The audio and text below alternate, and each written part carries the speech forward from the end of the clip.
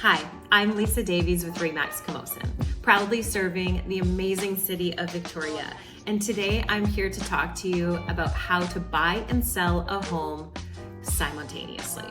Now, most first-time home sellers don't really think too hard about how tricky this process can be, but think about it like a long string of dominoes. If one of those fails to tip over, the whole thing falls apart.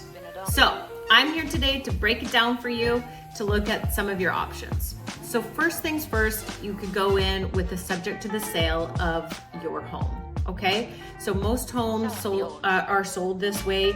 In this case, you would put in an offer on a new home, but you wouldn't be obligated to buy it unless someone buys your current home. In essence, if your buyer falls through, then you reserve the right to back out of the new home's contract as well. This obvious drawback is to the seller because it transfers a lot of risk to them. Most home sellers don't want to assume that risk in case your home doesn't sell. Now their home becomes stigmatized and it's on the market longer, and maybe people don't look at it because it's conditional. And so it does take puts a lot of risk onto that seller.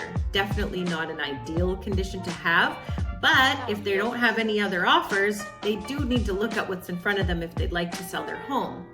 So this obviously is not very helpful in a competitive market because the least amount of conditions, the better the offer, the less risk for the seller is what they're likely going to choose to go with. Now, option 2 is owning both homes temporarily.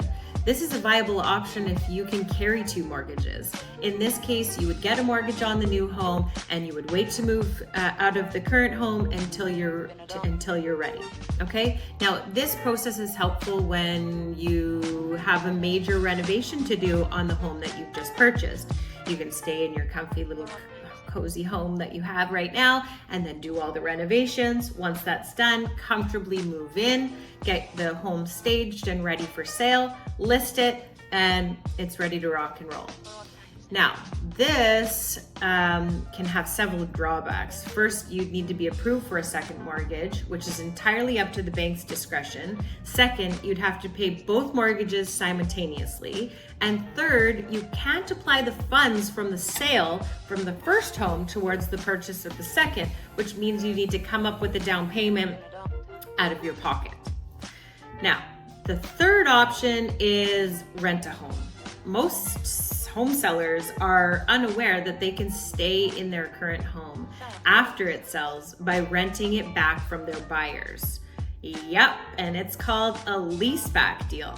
In this case, you would get all the proceeds from the sale without having to move, which gives you both time and money to purchase a new home. Of course, the big drawback is that it transfers risk to the buyer, and most buyers are hesitant to take the risk of renting their new home and prolonging their own move-in date. Again, buying a home when you have a home to sell is tricky business. I've seen transactions where there's 5 families all buying and selling and conditional to the sale of each of their homes. And you can understand that that's a very long string of dominoes. And if just one of those fails to remove that condition, it all falls apart. Nobody can move forward. Orchestrating a transaction like that is an art form. You need a real estate agent that can guide you through that process. So if you have any questions about anything that I've covered today, feel free to reach out. I'd be happy to discuss this with you. If you're thinking about making a move, message me or text me. I'll leave my phone number and contact information below. I'm always happy to help. And thanks again for tuning in. I hope you all have a lovely day, and I'll see you next time.